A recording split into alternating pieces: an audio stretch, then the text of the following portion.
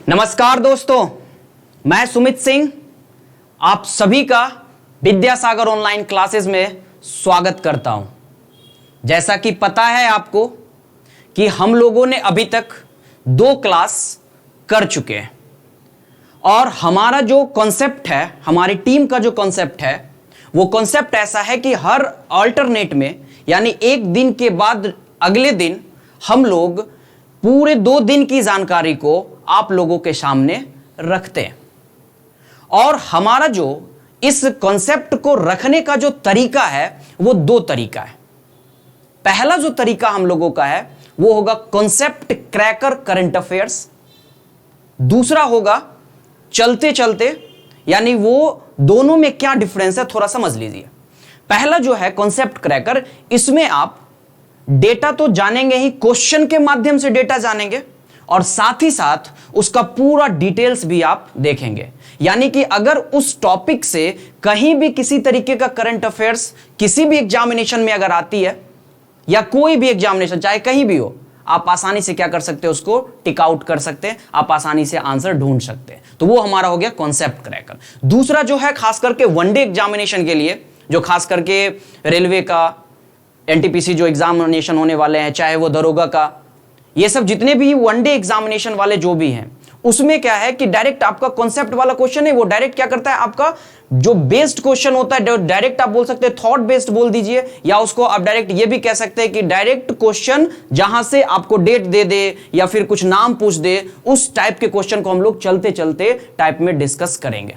Clear है? तो चलिए देखते हैं क्या क्या आज हमारा टॉपिक है। हम लोगों ने आज 2 दिन का टॉपिक उठाया है। सबसे पहला 29 सितंबर का और दूसरा आप देख सकते हैं 30 सितंबर का, यानी सितंबर लास्ट जो 2 दिन है उसको हम लोग करते हुए फिर हम लोग एक दिन के बाद अगले दिन मिलेंगे, जो कि अक्टूबर स्टार्ट हो रहा है, आज स्टार्ट हो गया है। इस अक्टूबर को हम लोग फिर क्या करेंगे, अगले एक दिन के बाद देखेंगे। तो चलिए देखते हैं आज हम लोगों का टॉपिक क्या है। और एक चीज और, आप लोग लाइक कीजिए, इस सेशन को शेयर कीजिए, लोगों तक ज्यादा से ज्यादा, आप बच्चों तक, ज्यादा से ज्यादा स्टूडेंट तक आप पहुंचाइए, ताकि आपको भी लाभ मिले और आपके जो बोल सकते हैं कि आपके फ्रेंड या आपके जो सहपाठी आप जो भी हैं उन तक अच्छे से पहुंचाइए, उनको भी लाभ उठाइए। देखिए क्या है हम लोगों का आज का टॉपिक।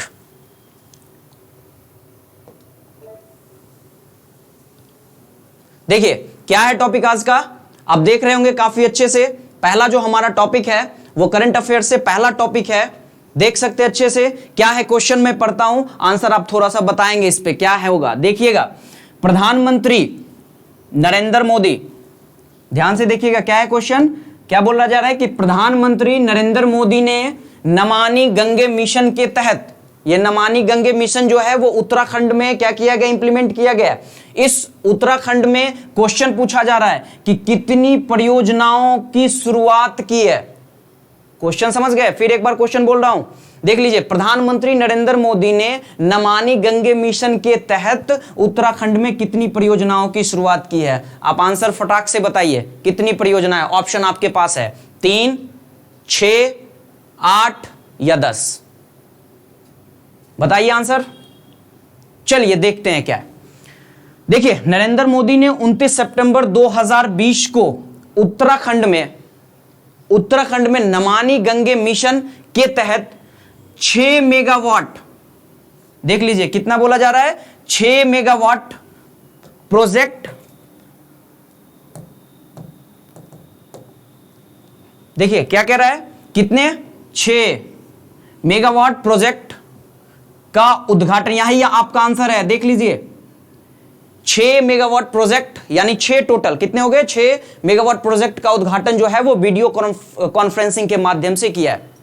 क्लियर है? अब थोड़ा इसका और डिटेल देखते हैं। क्या है कि इस परियोजना में क्या क्या शामिल किया गया। अगर 6 प्रोजेक्ट है ना, हमारे पास कितने प्रोजेक्ट है, 6 प्रोजेक्ट, तो इस 6 में क्या क्या चीजों को शामिल किया गया है, कौन कौन से इसमें मेन टॉपिक है। देखिए पहला क्या बोलता है, 68 मिलियन लीटर प्रतिदिन, इसको एमएलडी भी हम लोग बोलते हैं, मिलियन लीटर पर डे के हिसाब से, है ना, अवशिष्ट जल शोधन संयंत्र का निर्माण किया गया। यानी पर डे जो है 68 मिलियन, कितना बोला जा रहा है, 68 मिलियन लीटर पर डे जो है उसको क्या किया जाएगा, संशोधित किया जाएगा।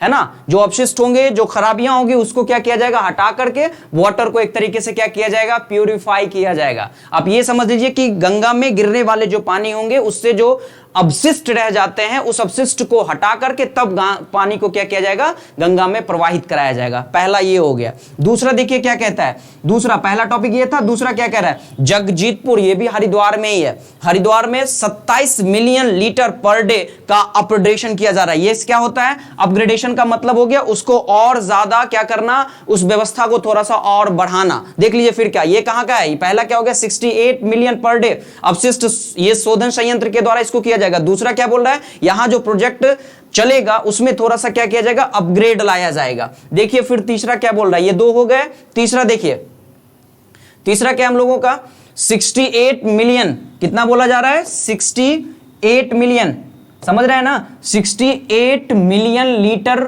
जगजीतपुर परियोजना का निर्माण होगा। 68 मिलियन टोटल, आप पीछे भी देखे थे। ऋषिकेश में, फिर ये जगजीतपुर के बाद आ जाइए कहां पे, ऋषिकेश में, ऋषिकेश में 26 MLD, MLD का मतलब आप लोग समझ गए होंगे अच्छे से, क्या बोला जा रहा है MLD का मतलब, मिलियन लीटर प्रतिदिन के अवशिष्ट जल शोधन संयंत्र का उद्घाटन किया गया। कितना हो गया टोटल हमारे पास, 4 टॉपिक। पांचवा, हरिद्वार के दराई में, ये भी हरिद्वार का ही, हरिद्वार के दराई में क्या हो रहा है, 18 MLD अवशिष्ट का उद्घाटन किया गया, अवशिष्ट संयंत्र का जो है वो उद्घाटन किया गया। फिर उसके बाद छठा, चीर पानी में 5 MLD अवशिष्ट मल संयंत्र शोधन का उद्घाटन किया गया। यानी टोटल जो है वो 6 प्रोजेक्ट को क्या किया गया है, नरेंद्र मोदी के द्वारा वीडियो कॉन्फ्रेंसिंग के माध्यम से क्या किया गया है, उद्घाटित किया गया है। इसके साथ साथ, है ना, देखिए इसके साथ साथ क्या किए गांधी जी, नरेंद्र मोदी जी ने गंगा अवलोकन संग्रहालय का भी उद्घाटन करेंगे, किए हैं, बल्कि अब तो कर चुके हैं, ठीक है। इसके साथ साथ क्या किए उन्होंने कि गंगा अवलोकन संग्रहालय का भी उद्घाटन किया है। और ये जो संग्रहालय है, ये संग्रहालय पता है किस चीज के लिए, ये संग्रहालय है जैव विविधता, बायोडायवर्सिटी, है ना, जैव विविधता और संस्कृति को प्रदर्शित करने के लिए ये समर्पित है। ठीक है, ध्यान से देखिएगा क्या बोला जा रहा है कि इसका जो उद्घाटन किया गया है, ये उद्घाटन किस पर्पस से किया गया है, तो इसका उद्घाटन किया गया है कि जो जैव विविधता है या जो हमारी संस्कृति है, जो हमारी कल्चर है, उस कल्चर को प्रदर्शित करने के लिए, ठीक है, गंगा नदी को समर्पित ये पहला संग्रहालय है। क्लियर है। इसके अलावा देखिए क्या कहता है, इस परियोजना के साथ अब क्या हुआ है, देखिएगा क्या बोला जा रहा है, इस परियोजना के साथ अब तक 30 परियोजनाएं पूरी हो चुकी है। यानी इसका मतलब है कि इससे पहले अभी तक कितनी परियोजनाएं चालू कर की जा चुकी थी, तो 24, 6 इसमें जुट गया, तो अब टोटल कितना हो गया, 30 हो गया। यह योजना केंद्र सरकार की है, जिसे 2014 में शुरू किया गया था। यह योजना जो बताया ना मैंने, क्या बताया कि 30 परियोजना अभी तक इसमें शुरू किया जा चुका है। तो इसकी शुरुआत कब हुई थी, अब देख लीजिए कितना डिटेल्स में ये पूरा है, इसकी डिटेल्स आप देख लीजिए। इसकी शुरुआत कब हुई, 2014 में। क्लियर है। हम लोग कौन से स्टेट के बारे में जिक्र कर रहे थे, हम लोग कर रहे थे उत्तराखंड के बारे में। अब देख लीजिए उत्तराखंड का कैपिटल, उत्तराखंड का कैपिटल क्या है, देहरादून। मुख्यमंत्री अभी कौन है, त्रिवेंद्र सिंह रावत, क्लियर, जो बीजेपी से है। और गवर्नर कौन है अभी, बेबी रानी मौर्य। अब देख सकते हैं, तो ये पहला हमारा क्वेश्चन था जिसका आंसर कितना गया था, याद होगा 6। कितना मेगा प्रोजेक्ट हो गया टोटल, देख लीजिए। तो आंसर क्या जा रहा है हम लोगों का, एक बार देख लीजिए अच्छे से। तो आंसर क्या होगा, वो ABCD, क्या होगा आंसर, B। क्या होगा आंसर, चलिए बताइए आंसर क्या होगा, आंसर हो गया हम लोगों का B। तो पहले क्वेश्चन में कोई दिक्कत नहीं है। चलिए हम लोग देखते हैं अगला क्वेश्चन।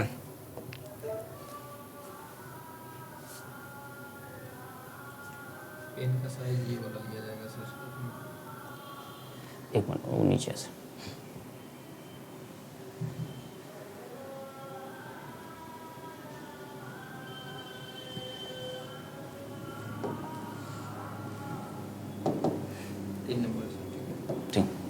देखिए अगला क्वेश्चन क्या है। अगला क्वेश्चन देखिए, रक्षा मंत्रालय ने हाल में ही कितने करोड़ रुपए, किसमें, देख लीजिए ध्यान से, कितने करोड़ रुपए के हथियार एवं सैन्य उपकरणों की खरीद को मंजूरी दी है। यह रक्षा मंत्रालय का क्वेश्चन है। देखिए क्या कह रहा है कि रक्षा मंत्रालय ने क्या किया है, हाल में ही है ना, क्या किया है कि कितने, क्वेश्चन क्या पूछ रहा है कि कितने करोड़ रुपए के हथियार एवं सैन्य उपकरणों की खरीदारी को मंजूरी दी है। ठीक है, आपके पास ऑप्शन है, ऑप्शन देख लीजिए और आंसर बताने का प्रयास कीजिए। पहला ऑप्शन है 2900 करोड़, दूसरा है 2190 यानी 2190 करोड़, तीसरा सी में क्या है 2290 करोड़ और चौथा क्या है 2090 करोड़। बताइए आंसर क्या होगा। चारों देख करके ऑप्शन क्या लगता है आपको, कौन सा होना चाहिए आंसर? तो चलिए देखिए आंसर क्या है। रक्षा मंत्रालय ने, पहले ही लाइन से हमारा क्लियर हो गया कि रक्षा मंत्रालय ने, ये हम लोगों का आंसर है। ध्यान से देखिए, मैं इसको रीड कर देता हूं, आप अच्छे से समझ लीजिएगा। रक्षा मंत्रालय ने 2290 है ना, यानी 2290 करोड़ रुपए के हथियार एवं सैन्य उपकरणों की खरीद को मंजूरी दी है। तो आंसर हम लोगों का निकल गया। तो बताइए आंसर कौन जा रहा है? ए बी सी डी, कौन सा जा रहा है बताइए, कौन सा जा रहा है? सी। अब इसी को थोड़ा और हम लोग डिटेल्स में देखते हैं। आंसर तो मिल ही गया, आंसर से हमको मतलब नहीं है, बल्कि क्या है कि उस पूरे टॉपिक को खंगाल लेना है। आंसर से सिर्फ मतलब नहीं है, हो सकता है कि इससे कुछ और क्वेश्चन आ जाए। क्लियर है ना? तो थोड़ा सा और इसको हम लोग डिटेल्स में देखते हैं क्या कह रहा है, सुनिए।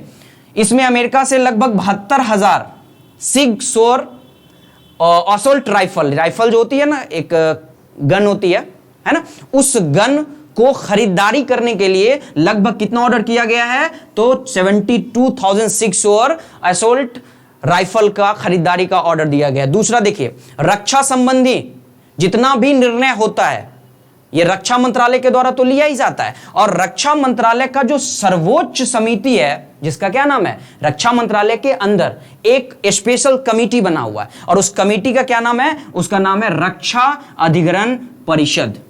क्लियर है?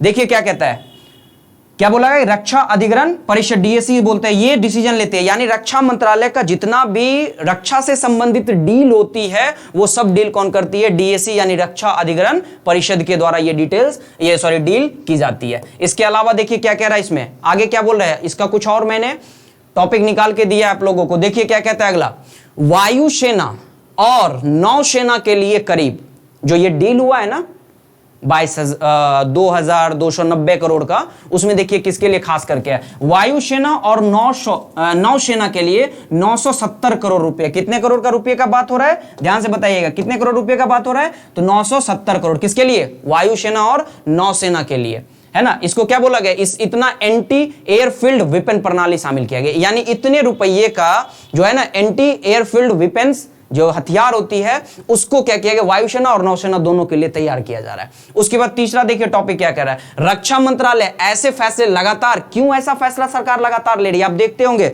हाल फिलहाल में भारत और चीन को लेकर के काफी तनातनी स्थिति बनी रहती है, तो रक्षा मंत्रालय भी अपने खास करके रक्षा के क्षेत्रों में क्या कर रही है? बहुत तेजी से इंप्रूवमेंट लाने का प्रयास कर रही है। कहीं ना कहीं हम लोग चीन के मुकाबले थोड़ा सा कमजोर है रक्षा के मामले में, तो सरकार क्या कर रही है? उस क्षेत्र में भी अपना बढ़त हासिल करने के लिए कई तरह के क्या कर रहे हैं? समझौते कर रहे हैं। हाल फिलहाल में देखेंगे फ्रांस से राफेल का समझौता किया था। अभी देख लीजिए क्या हुआ है कि अमेरिका से, है ना, क्या किया है कि जो खास करके राइफल होते हैं उस राइफल का ऑर्डर किया गया। तो देखिए क्या कहता है, रक्षा मंत्रालय ने ऐसे फैसले लगातार क्यों ले रहे हैं? क्योंकि चीन के साथ एलएसी पे, है ना, लाइन ऑफ एक्चुअल कंट्रोल जो होता है उस पर क्या कर रहा है? बढ़ते तनाव के बीच ये ले रहा है, यानी तनाव बढ़ते जा रहा है। इस वजह से सरकार को कुछ ज्यादा से ज्यादा इंप्रूवमेंट करने के लिए रक्षा के क्षेत्र में सरकार क्या कर रही है? फैसला ले रही है। अगला देखिए, रक्षा अधिग्रहण परिषद, मैंने बताया था शुरू में, इसका उद्देश्य क्या है ना। कभी यह भी पूछ दे कि रक्षा मंत्रालय के अंदर जो रक्षा अधिग्रहण परिषद है उसका क्या काम है? देखिए क्या काम है उसका, काम है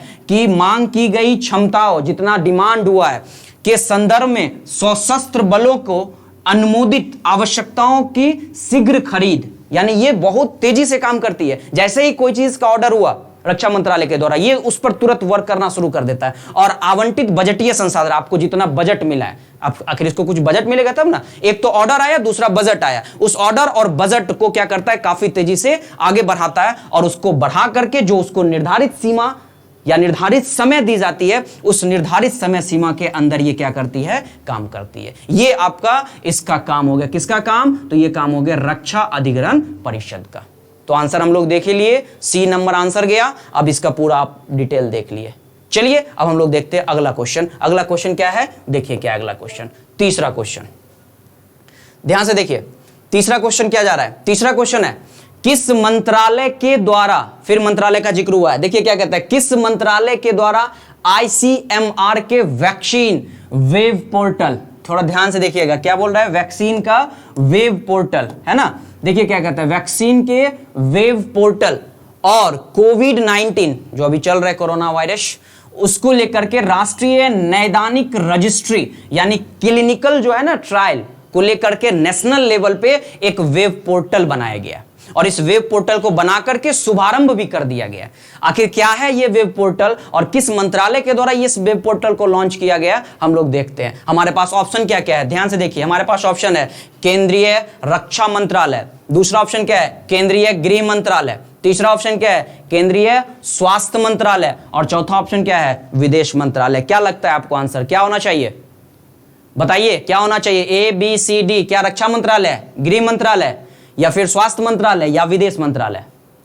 चलिए देखते हैं। केंद्रीय स्वास्थ्य मंत्री डॉक्टर हर्षवर्धन, केंद्रीय स्वास्थ्य मंत्री अभी कौन है, डॉक्टर हर्षवर्धन ने 28 सितंबर 2020 को आईसीएमआर, जिसको बोला जाता है Indian council of medical research, यानी ये मेडिकल के क्षेत्र में काम करती है, वैक्सीन वेब पोर्टल और कोविड-19 के लिए राष्ट्रीय नैदानिक रजिस्ट्री का शुभारंभ किया है। किसने शुभारंभ किया है, तो शुभारंभ किए हैं कौन, तो डॉक्टर हर्षवर्धन ने। अब बताइए डॉक्टर हर्षवर्धन कौन से मंत्रालय से बिलोंग करते हैं, तो उनका मंत्रालय क्या है, केंद्रीय स्वास्थ्य मंत्रालय, यानी वो कौन से मंत्री हैं, तो केंद्रीय स्वास्थ्य मंत्री। तो answer A B C D. अब तो आप अच्छे से आंसर को ढूंढ पाने में सक्षम होंगे, बताइए कौन सा आंसर क्या हो रहा है, सी। ठीक है, हमारा मकसद सिर्फ आंसर ढूंढना नहीं है, हमारा मकसद क्या है, उस चीज को थोड़ा सा और खंगालना। देखिए क्या करते हैं हम लोग, अगला क्या है, देखिए उसी को थोड़ा सा और हम लोग क्या कर रहे हैं, थोड़ा सा खंगाल के और इससे कुछ कुछ जानकारी उपलब्ध कर रहे हैं। देखिए क्या कहता है, डॉक्टर हर्षवर्धन ने आईसीएमआर की 100 साल की यात्रा पर एक किताब भी लॉन्च किया। ये भी हो गया, ये भी क्वेश्चन बन सकता है कि कितने सालों के उपलक्ष्य में डॉक्टर हर्षवर्धन ने क्या किया है, किताब लॉन्च किया है। तो बताइए आपका आंसर ये भी हो जाएगा ना, कितना हो जाएगा, तो आपका आंसर हो जाएगा 100 साल। कितने साल, 100 साल। क्लियर है। देखिए इसके अलावा इस वेब पोर्टल, आखिर ये जो वेब पोर्टल बनाया गया है सरकार के द्वारा, तो भाई वेब पोर्टल का कुछ ना कुछ तो मतलब होगा, ऐसा नहीं है कि वेब पोर्टल ऐसे ही बना दिया गया। देखिए वेब पोर्टल का क्या मतलब है, इस वेब पोर्टल के माध्यम से भारत के साथ साथ, यानी भारत के लोगों को तो जानकारी मिलेगा ही, भारत के लोगों के साथ साथ विदेशों को भी कोरोना वायरस वैक्सीन के विकास से संबंधित जानकारी प्राप्त कराया जाएगा।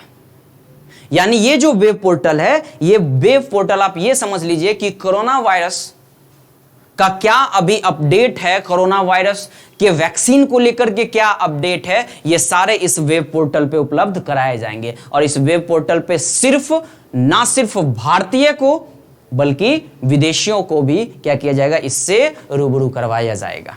क्लियर है। अगला देखिए, कोविड-19 वैक्सीन विकास के बारे में सभी जानकारियां सरल और पारदर्शी तरीके से प्रदान की जाए। ऐसा नहीं कि कुछ छुपा लिया जाएगा, कुछ अगर मान लीजिए रिसर्च हो रही है उसमें कुछ अगर फेल्योर हो गया या कुछ ऐसा चीज लगा कि जो सही नहीं हो पाए तो उसको भी हम लोग बताएंगे, और जो सक्सेस हो रहा है, जो आगे बढ़ रहे हैं, जिसमें हम लोग काफी सफल भी हो रहे हैं, उस चीज को भी दर्शाया जाएगा। तो ये इसलिए बताया गया कि ये जानकारी काफी सरल और पारदर्शी तरीके से होगा। आगे देखिए क्या बोलता है, आईसीएमआर, जिसका हम लोग क्या बोले थे इसका हिंदी रूपांतरण क्या है, देखिए भारतीय आयुर्विज्ञान अनुसंधान परिषद की जो स्थापना हुई थी, है ना, देख लीजिए कब हुई थी स्थापना, इसकी स्थापना हुई थी 9/19/11, यानी कि आप क्या बोल सकते हैं 1911 में इसकी स्थापना हुई थी। इसका जो मुख्यालय है, जो इसका हेड ऑफिस है, वो हेड ऑफिस कहाँ है, नई दिल्ली में। और जो इसके चेयरमैन है, आईसीएमआर के जो अभी चेयरमैन है, वो कौन है, डॉक्टर बलराम भार्गव। कौन है चेयरमैन अभी, डॉक्टर बलराम भार्गव। क्लियर है यहां तक। तो तीसरा क्वेश्चन का आंसर कौन मंत्रालय गया, केंद्रीय स्वास्थ्य मंत्रालय। अब केंद्रीय स्वास्थ्य मंत्री कौन है, केंद्रीय स्वास्थ्य मंत्री क्या डॉक्टर बलराम भार्गव है, नहीं, कौन है, डॉक्टर हर्षवर्धन। और ये कौन है, तो ये है आईसीएमआर के कौन, चेयरमैन। चलिए चौथा क्वेश्चन देखिए, चौथा क्वेश्चन क्या है, नेक्स्ट क्वेश्चन देखिए, कि केंद्र सरकार ने एनआईए की नई शाखा, क्या बोला गया, एनआईए, यानी कि इसको बोला जाता है राष्ट्रीय जांच एजेंसी। क्या बोलते हैं इसको, राष्ट्रीय जांच एजेंसी। क्या बोला गया, देखिए क्या बोलता है, केंद्र सरकार की नई शाखा इंफाल, चेन्नई और किस शहर में खोलने की मंजूरी दे दी है। यानी यहां पे हमारा क्वेश्चन जो है वो डायरेक्टली किससे पूछ रहा है, तो डायरेक्टली पूछ रहा है शहर से, कि दो शहर तो हमने जिक्र कर दिया, दो शहर का हमने जिक्र कर दिया, तीसरा शहर कौन सा है। दो शहर का जिक्र हमने कर दिया, दो कौन सा है, एक इंफाल है, दूसरा कौन सा है, चेन्नई है। चलिए देखिए तीसरा आंसर आपको ऑप्शन क्या क्या आपका देख लीजिए, क्या पटना है, क्या कानपुर, क्या दिल्ली, रांची। बताइए आंसर क्या होना चाहिए, ए बी सी डी, चार ऑप्शन आपके पास है, बताइए क्या है ऑप्शन, बताइए आंसर। तो देखिए आंसर क्या है, चलिए देखते हैं हम लोग।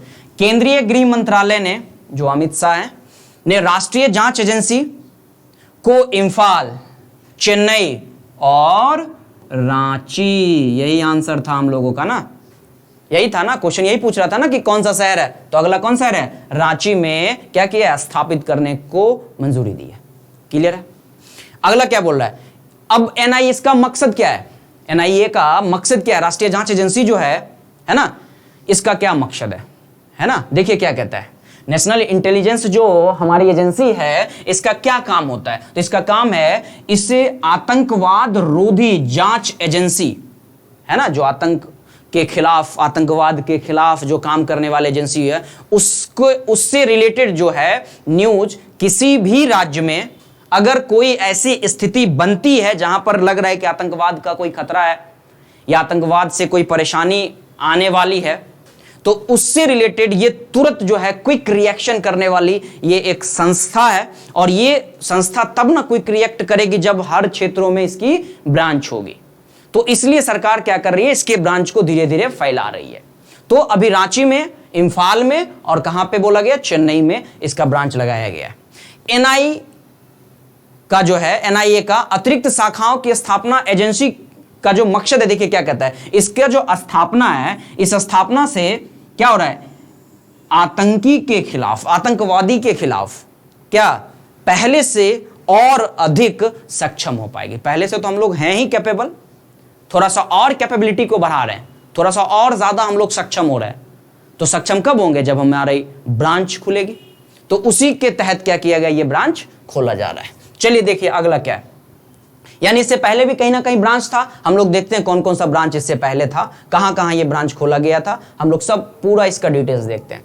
एनआईए भारत सरकार द्वारा 2008 में, याद होगा मुंबई अटैक हुआ था ना, तो उसी समय सरकार ने क्या किया कि एक अलग से आतंकवाद के खिलाफ लड़ने के लिए एक टीम बनाई थी। और ये टीम, फिर देखिए क्वेश्चन कब बना, 2008 में, मुंबई हमले के बाद आतंकवाद को समाप्त करने के लिए, आतंकवाद को खत्म करने के लिए, समझ रहे हैं ना, एनआईए का गठन किया गया था। यही इसका मेन उद्देश्य था एनआईए का। यह एजेंसी राज्यों से विशेष अनुमति के बिना, इसमें अगर मान लीजिए किसी तरीके का किसी राज्य को कोई खतरा लगा, तो अब ये नहीं कि वो राज्य सरकार से पूछेगी, अपने एनआई टीम को क्या कर सकती है, ये भेज सकती है और वहां पर सुरक्षा का जो स्थिति है उसको बहाल कर सकती है। क्लियर है। तो देखिए क्या कहता है, यह एजेंसी राज्यों से विशेष अनुमति के बिना, दिया ना, राज्य से कोई जरूरत नहीं है अनुमति लेना, देखिए क्या कहता है, बिना राज्यों की अनुमति से आतंक संबंधी अपराधों को निपटाने हेतु सशक्त है। यानी इसमें राज्य सरकार की भूमिका नगण्य रहेगी, पूरी तरीके से जो एक्टिव रहेगा वो कौन रहेगा, NIA, national intelligence agency. Clear है। आगे देखिए, इसका मुख्यालय कहां है, तो इसका मुख्यालय है नई दिल्ली में। अभी बोला ना मैंने, क्या बोला था कि अभी जो 3 खोला गया है, इससे पहले भी भारत में कई शाखाएं क्या कर रही है, कार्यरत है। तो ये कौन कौन सी शाखाएं, देखिए, पहला गुवाहाटी, दूसरा मुंबई, तीसरा जम्मू कश्मीर, जम्मू हो गया, कश्मीर तो अब अलग हो गई है, अब कोलकाता, ये जम्मू में ही है, ठीक है, कश्मीर अलग हट के है, फिर उसके बाद हैदराबाद, फिर कोच्चि, लखनऊ, रायपुर और कौन, चंडीगढ़। 3 इसमें और जोड़ दीजिए, कौन कौन सा जोड़ दीजिए, तो इसमें जोड़ दीजिए, ध्यान से देखिए कौन कौन सा जोड़ रहा हूं, थोड़ा ध्यान से देखिएगा, इसमें जोड़ दीजिए आप, थोड़ा सा इसको मैं रेड कलर कर लेता हूं ताकि आपको अच्छे से पता चले।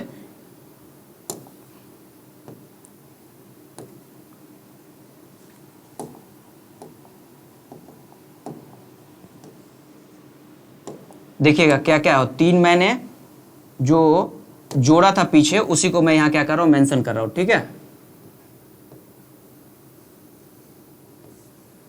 एक कौन हो गया, इम्फाल, ठीक है। कितना हो गया, 9 1 10। अब और बताइए, ऊपर ऑप्शन था क्या होगा, और नेक्स्ट क्या होगा,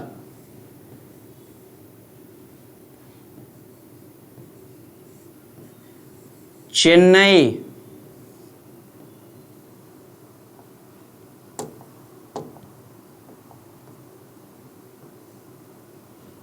देखिए क्या है अगला,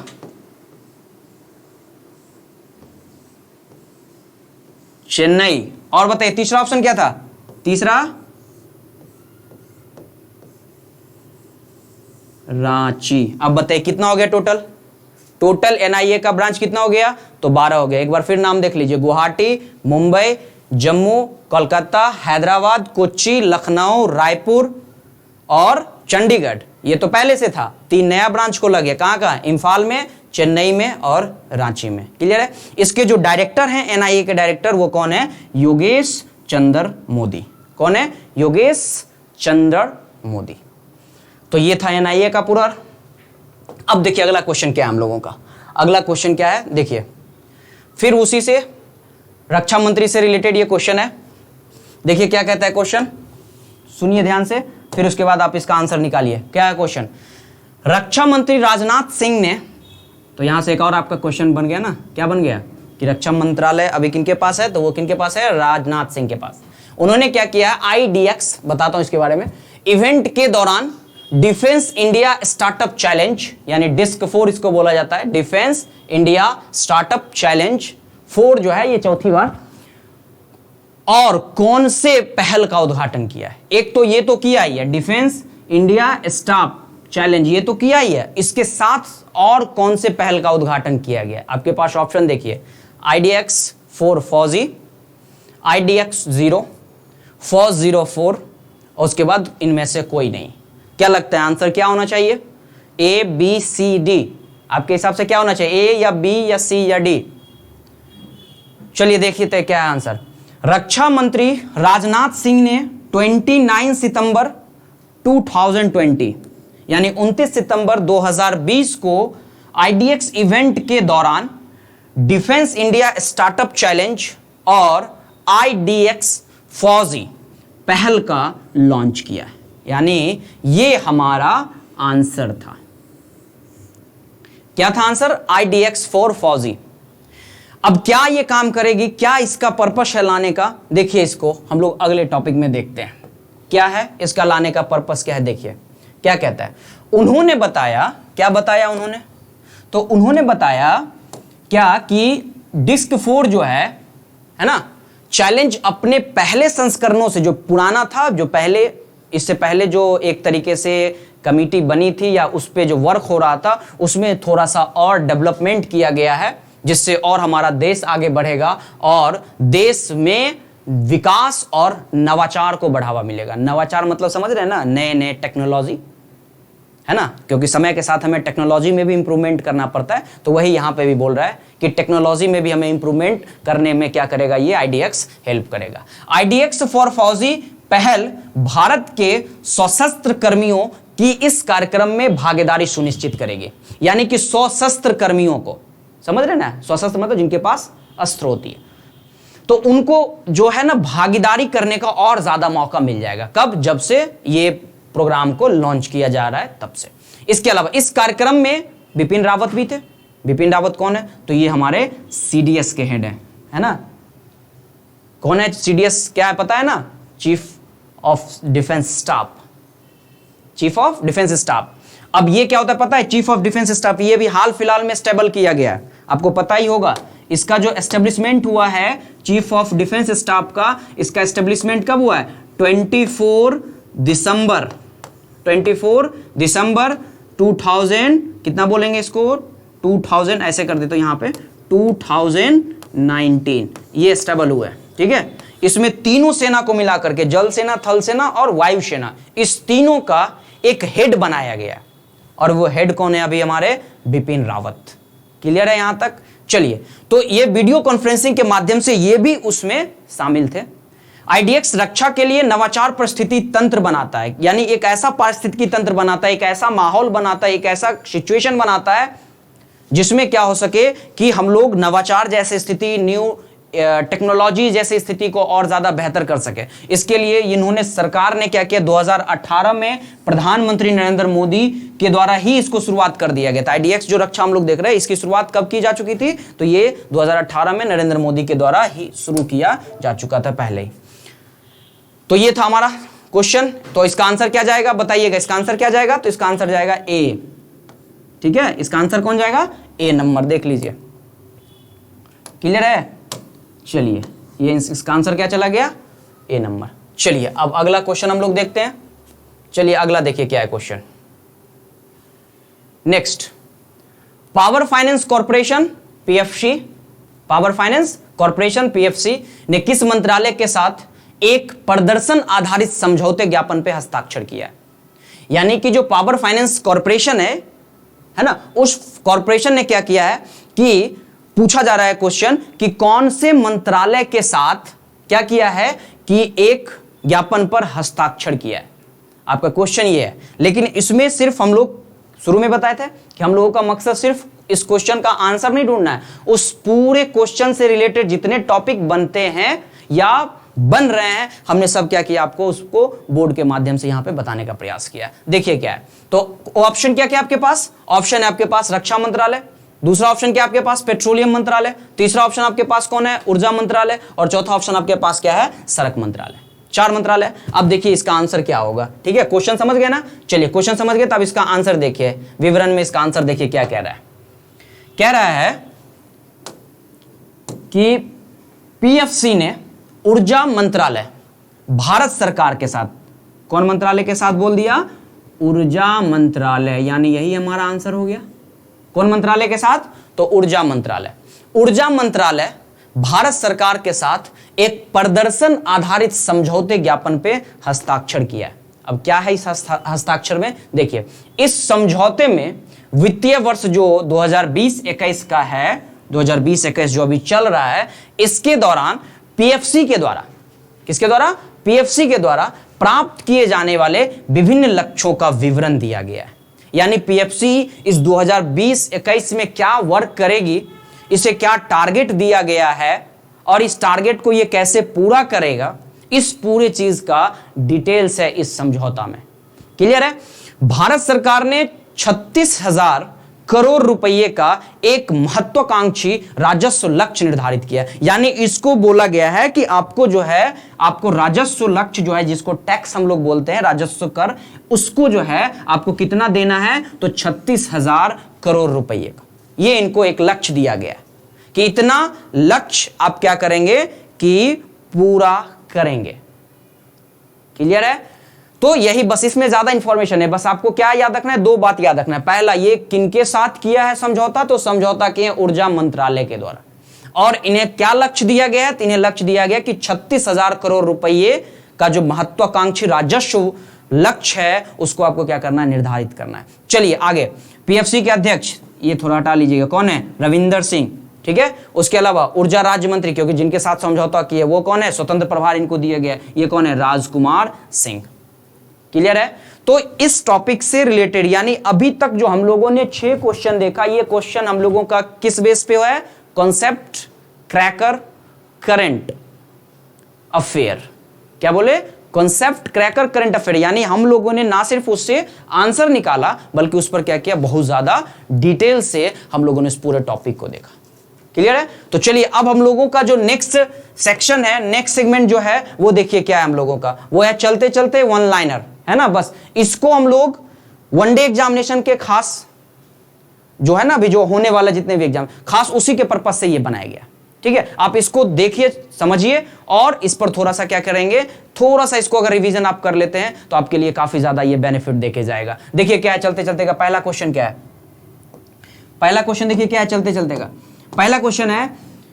क्वेश्चन क्या बोलेंगे, डायरेक्ट क्वेश्चन आंसर सब साथ में ही है इसमें। देखिएगा, विश्व हृदय दिवस 29 सितंबर कब मनाया जाता है, 29 सितंबर। और इस बार का जो थीम था, है ना, इस बार का थीम क्या है, use heart to beat cardiovascular disease, यानी क्या करना, ध्यान से सुनिएगा क्या बोल रहा है, use heart to beat cardiovascular disease, यानी हृदय संबंधित जो बीमारियां होती है, हार्ट अटैक की आजकल घटना सुनते होंगे बहुत ज्यादा, तो उससे संबंधित जो बीमारियां फैल रही है या होती है उसको कंट्रोल करने के लिए क्या किया गया, यूज हार्ट, मतलब आप क्या करें कि व्यायाम करें, योगा करें, अपने आप को स्वस्थ रखें।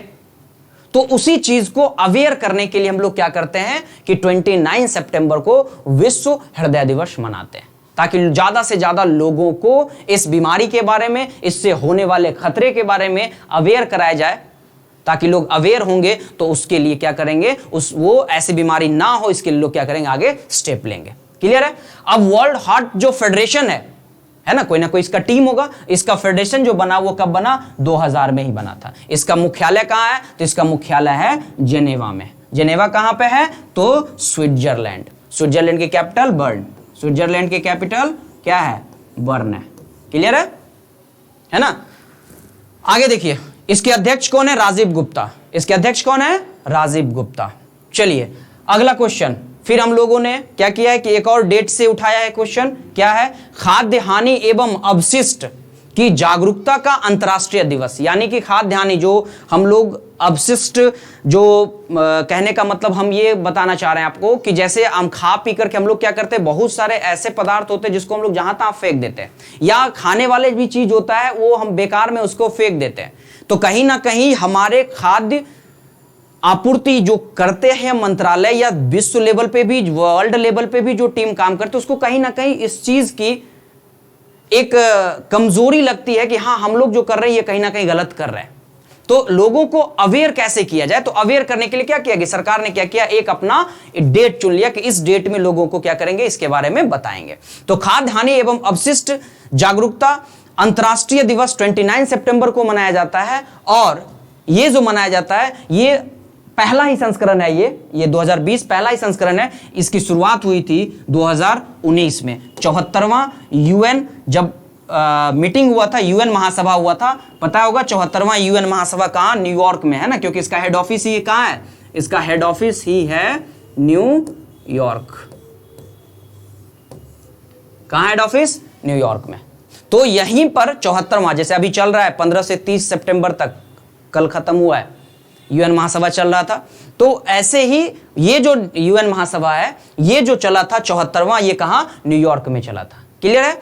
तो उसका जो मेन पर्पस था, उसमें एक पर्पस ये भी रखा गया, उस मेन पर्पस में एक पर्पस ये भी था कि 29 सितंबर को हम लोग क्या करेंगे, खाद्य हानि एवं अवशिष्ट जागरूकता को फैलाने के लिए एक डेट को चुनेंगे, और वो डेट कौन चुना गया, 29 सितंबर।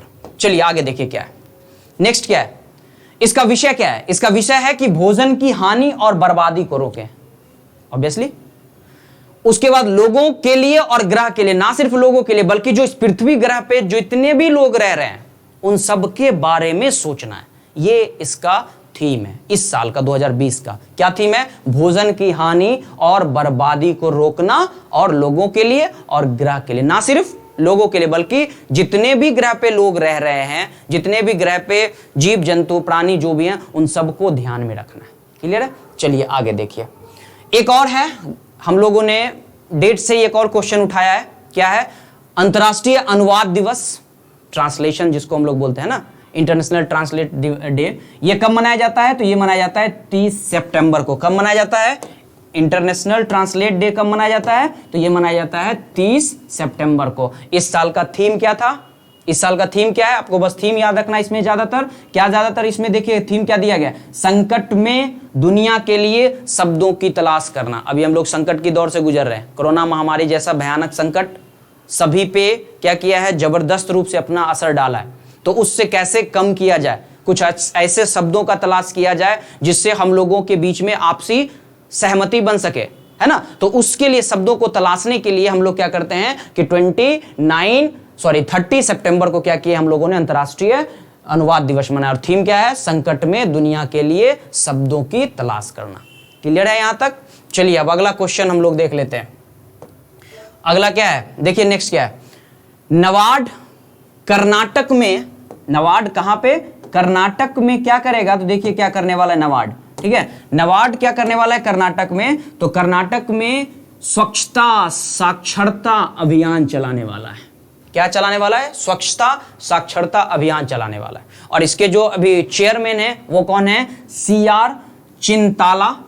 और इसकी स्थापना जो हुई है, यानी कि नाबार्ड के बारे में बताया जा रहा है कि नाबार्ड के चेयरमैन कौन है, अभी नाबार्ड के चेयरमैन है CR चिंताला। और उसके बाद नाबार्ड के जो स्थापना हुई है वो स्थापना कब हुई है, 12 जून 1982।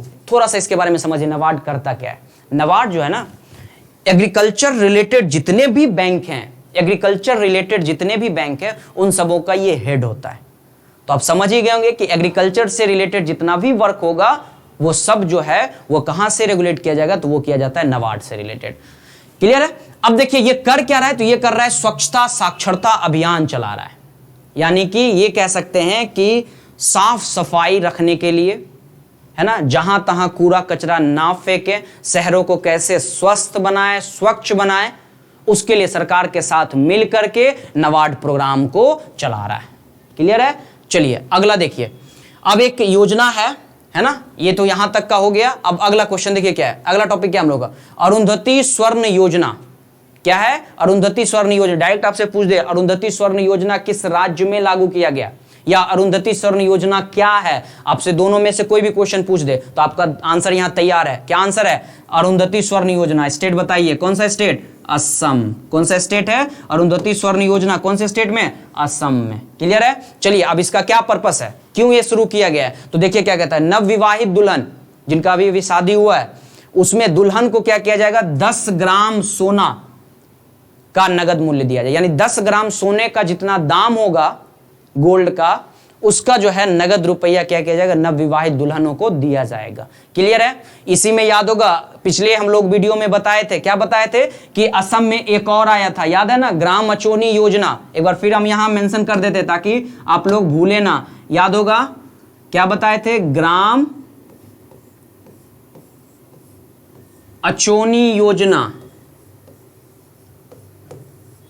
ये भी इसी राज्य का था, है ना। गांवों में क्या, किस चीज को डेवलप करने के लिए, गांवों में ट्रांसपोर्टेशन को, है ना, ट्रांसपोर्टेशन से कम्युनिकेशन बढ़ेगा तो पहले ट्रांसपोर्टेशन बनाना होगा, तो उसके लिए ये प्रोग्राम लाया गया था। अब नया प्रोग्राम लाया, क्या सरकार लाया प्रोग्राम, तो ये प्रोग्राम लाया अरुंधति स्वर्ण योजना। क्लियर है। अब देखिए सीएम अभी कौन है वहां के, सर्बानंद सोनोवाल, जो कि कौन पार्टी से बिलोंग करते हैं, बीजेपी से। और वहां के भी राज्यपाल कौन है, प्रोफेसर जगदीश मुखी। क्लियर है यहां तक। यहां से कोई भी क्वेश्चन तीनों में से किसी टाइप का क्वेश्चन अगर पूछ दे तो आप बता सकते हैं। ये भी याद रखिएगा, ग्राम अचोनी योजना कहां से, असम से। फिर उसके बाद अरुंधति स्वर्ण योजना कहां से, असम से। और बताइए इसका पर्पस क्या था, तो इसका पर्पस था कि नवविवाहित जो दुल्हन है जिनका शादी हुआ है उन्हें 10 ग्राम सोना का जितना वैल्यू होगा वो नगद कैश जो है वो उनको अवेलेबल कराया जाएगा। क्लियर है। चलिए अगला क्वेश्चन देखिए, अगला क्वेश्चन बोलिए या टॉपिक बोलिए, जो बोलिए। देखिए क्या है, YSR जल कला योजना, ये शुरू किया गया है। नेक्स्ट देखिए क्या है, क्या है, कोई टॉपिक क्या है, YSR जल कला योजना की शुरुआत की गई है ना। और ये देखिए शुरुआत कहां हुआ है, किस राज्य में हुआ, ये शुरुआत कहां हुआ है, आंध्र प्रदेश में। अब इसके तहत क्या होगा, देखिए इसके तहत क्या होगा, इसके तहत अनुमान किया गया कि 5 लाख, समझ रहे ना, एक क्षेत्र में जरूरतों के लिए 5 लाख, मतलब समझ लीजिए कि 5 लाख कहा जाता है कि एक क्षेत्र में, 5 लाख क्षेत्र में क्या, सॉरी 5 लाख रुपये का प्रोग्राम है ये समझिए कि एक क्षेत्र में जरूरतमंद लोगों को, समझ रहे हैं ना, एक जरूरतमंद लोगों को 5 लाख रुपया अवेलेबल कराया जाएगा। और वो उससे क्या करेंगे, तो बोरवेल कुआं खुदवाएंगे। और उस बोरवेल कुआं से आप समझ ही सकते हैं कि कृषि के क्षेत्र में सिंचाई को बढ़ावा देना, है ना। इस कुएं खोदने का पर्पस क्या है कि कृषि के क्षेत्र में किसको बढ़ावा देना, सिंचाई को बढ़ावा देना। तो ये इसका प्रोजेक्ट है। क्लियर है। अब बताइए मुख्यमंत्री वहां के कौन है, जगनमोहन रेड्डी। और उनके पार्टी का नाम देखिए क्या है, युवजन श्रमिक राइथू कांग्रेस पार्टी। थोड़ा सा अजीब नाम है लेकिन आपको याद तो रखना ही है, क्या, Yuvajana Sramika Rythu Congress party. Direct Congress party दे दे तो मत जाइएगा, ठीक है, आपको पूरा जाना है, क्या, युवजन श्रमिक राइथू पार्टी। क्लियर है। और वहां के राज्यपाल कौन है, विश्वभूषण हरिचंद। क्लियर है, विश्वभूषण हरिचंदन। यहां तक कोई डाउट नहीं होगा। क्लियर है। देखिए अगला टॉपिक क्या है हम लोगों का, एक और टॉपिक है जो अभी अपॉइंटमेंट किया गया। किनको अपॉइंटमेंट किया गया, देखिएगा क्या बोल रहा है, डॉक्टर पीडी वाघेला, किनको अपॉइंटमेंट किया गया है? डॉक्टर पीडी वाघेला को क्या किया गया है? अभी हाल फिलहाल में अपॉइंटमेंट किया गया, किस चीज के लिए? तो उनको किया गया है चेयरमैन के लिए। कहां पे? तो ट्राई। कहां पे? ट्राई। क्या है ट्राई? तो टेलीकम्युनिकेशन में काम करने वाली एक ये उच्च संस्था है। क्लियर है? देखिए इसका फुल फॉर्म क्या होता है? Telecom regulatory authority of India, यानी कि टेलीकम्युनिकेशन में काम करने वाली ये सर्वोच्च संस्था है। क्लियर है? इसका हिंदी में देख लीजिए, भारतीय दूरसंचार विनियामक प्राधिकरण। क्लियर है? अब ये जो पोस्ट ग्रहण किए हैं, करने वाले हैं पोस्ट ग्रहण, बल्कि अभी इनका अनाउंस हुआ है, और ये जो ग्रहण करेंगे पोस्ट, ये किनके जगह पे करेंगे? तो ये करेंगे आरएस शर्मा की जगह पे ये पोस्ट लेने वाले हैं। यानी इससे पहले कौन थे? तो आरएस शर्मा थे। इनका कार्यकाल, जो पीडी वाघेला सर का जो कार्यकाल होने वाला है, ये अगले 3 सालों तक चलेगा। क्लियर है? तो यहां से कोई भी क्वेश्चन पूछ दे, ये भी पूछ देगा कि पीडी वाघेला से पहले कौन थे ट्राई के चेयरमैन? तो पीडी वाघेला के पहले कौन थे? आरएस शर्मा थे। क्लियर है? और आरएस शर्मा का कार्यकाल कितने सालों के लिए? तो उनका कार्यकाल 3 सालों के लिए होगा। क्लियर है? चलिए अगला टॉपिक देखिए। नेक्स्ट टॉपिक फिर क्या है हम लोगों का? नेक्स्ट टॉपिक है FTII, जिसको बोलते हैं film and television institute of India, है ना? FTI गवर्निंग काउंसिल जो है उसका चेयरमैन बनाया गया है। किन्हें बनाया गया चेयरमैन? तो चेयरमैन बनाया गया शेखर कपूर को। किनको बनाया गया है? शेखर कपूर को। देखिए चेयरमैन कौन बने? FTII का चेयरमैन कौन बने हैं? तो शेखर कपूर। तो इससे पहले कौन थे? तो इससे पहले थे बीपी सिंह। कौन थे इससे पहले?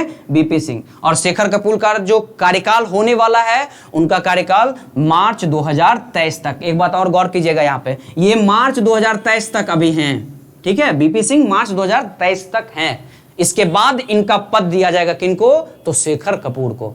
ये शेखर कपूर कौन है? तो ये शेखर कपूर फिल्म इंडस्ट्री में डायरेक्टर के तौर पे ये काम करते हैं। क्लियर है? चलिए देखिए आगे क्या है। नेक्स्ट टॉपिक हम लोगों का क्या है? अगला टॉपिक है ITBP, है ना? इंडियन तिब्बतियन, जिसको बोलते हैं हम लोग बॉर्डर पुलिस, होता है ना, जो इंडिया और तिब्बत का जो बॉर्डर है उस पे जो वर्क करते हैं पुलिस, उनको बोला जाता है ITBP। तो इसके महानिदेशक बनाए गए, नए महानिदेशक कौन बने हैं? SS देशवाल। कौन बने हैं? सब ये सब वनडे एग्जामिनेशन के लिए बहुत इंपॉर्टेंट है, ठीक है? अब थोड़ा ध्यान से देखिएगा इस सबको। ITBP के महानिदेशक किनको बनाया गया? SS देशवाल को बनाया गया। और ये जो क्या है? आतंकवाद निरोधक बल राष्ट्रीय सुरक्षा, जिसको NSG कहा जाता है ना, इसी को NSG बोलते हैं हम लोग, नेशनल सिक्योरिटी गार्ड का अतिरिक्त प्रभार इनको दिया गया है। यानी NSG का एक अलग से सेक्शन होता है, उस सेक्शन का नाम होता है आतंकवाद पे काम करने वाला, ये एक निरंतर फोर्स होता है। तो इन्हीं का जो महानिदेशक बनाया गया है, जो इनका पोस्ट दिया गया है, ये पोस्ट किनको दिया गया है? SS देशवाल को। क्लियर है यहां तक? आगे देखिए एक और टॉपिक अभियान से जुड़ा हुआ है, RBI के ग्राहक जागरूकता अभियान से अभी जोड़ा गया है। किनको जोड़ा गया है? अमिताभ बच्चन जी को। ठीक है? ये क्या है थोड़ा समझ लीजिए। ग्राहक जागरूकता अभियान क्या है? अभी देख ही रहोगे बैंकिंग से कई तरह के फ्रॉड के न्यूज सामने आ रहे हैं। कभी क्या हो रहा है? OTP के माध्यम से पैसे डिडक्ट कर लिए जा रहे हैं। कभी क्या हो रहा है कि आपको फोन किया जा रहा है, फ्रॉड कॉल किया जा रहा है, ठीक है? और उस फ्रॉड कॉल के माध्यम से क्या किया जा रहा है? आपका बैंक अकाउंट का डिटेल लिया जाता है, और उस बैंक अकाउंट का डिटेल लेके आपके अकाउंट से पैसे क्या कर लिए जा रहे हैं? ट्रांसफर कर लिए जा रहे हैं। तो इस चीज को लोगों को अवेयर कराने के लिए अमिताभ बच्चन को क्या किया गया है? इनको एक तरीके से इस मुहिम से जोड़ा गया ताकि वो लोगों से अपील कर सके। आगे देखिए, सोनू सूद को UNDP फुल फॉर्म देख लीजिए, यूनाइटेड नेशन डेवलपमेंट प्रोग्राम, है ना? यूनाइटेड नेशन डेवलपमेंट प्रोग्राम, यानी कि ये भी कह सकते हैं कि ये विश्व स्तर पे डेवलपमेंट का एक प्रोग्राम बनाता है। ये UNO का एक पार्ट है।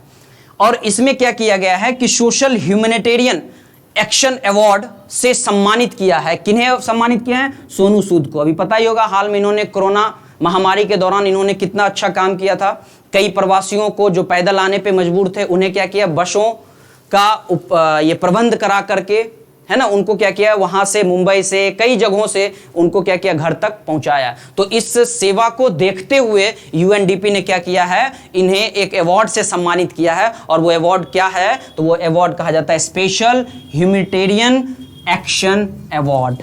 हालांकि भारत में UNO से एक और अवार्ड पहले भी मिल चुका है। वो मिला है किनको? तो वो मिल चुका है, एक अदाकारी हैं, कौन? प्रियंका चोपड़ा। उन्हें पहले ही इस चीज का अवार्ड जो है उन्हें मिल चुका है। क्लियर है? ध्यान रखिएगा, भारत में 2 लोगों को यूएनओ के द्वारा अभी तक अवार्ड दिया जा चुका है इस क्षेत्र में काम करने के लिए। एक अभी हाल फिलहाल में सोनू सूद जी को, और दूसरा इससे पहले कौन, प्रियंका चोपड़ा जी को। अगला देखिए, उषा मंगेशकर है ना, उषा मंगेशकर को लता मंगेशकर पुरस्कार 2020-21 से सम्मानित किया गया है।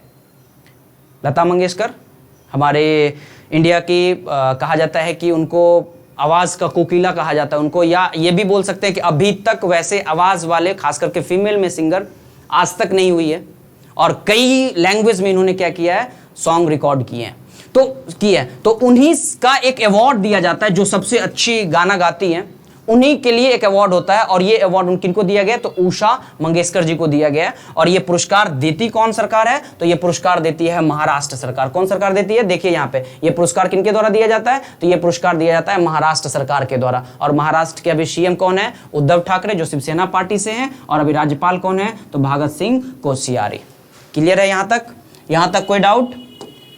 ये सब वनडे एग्जामिनेशन के लिए बहुत ज्यादा इंपॉर्टेंट है, आप खुद देखिए, दूसरों तक भी पहुंचाइए, ताकि आप भी लाभ उठाएं और आपके फ्रेंड भी लाभ उठाएं। क्लियर है? ज्यादा से ज्यादा शेयर करते रहिए इसको।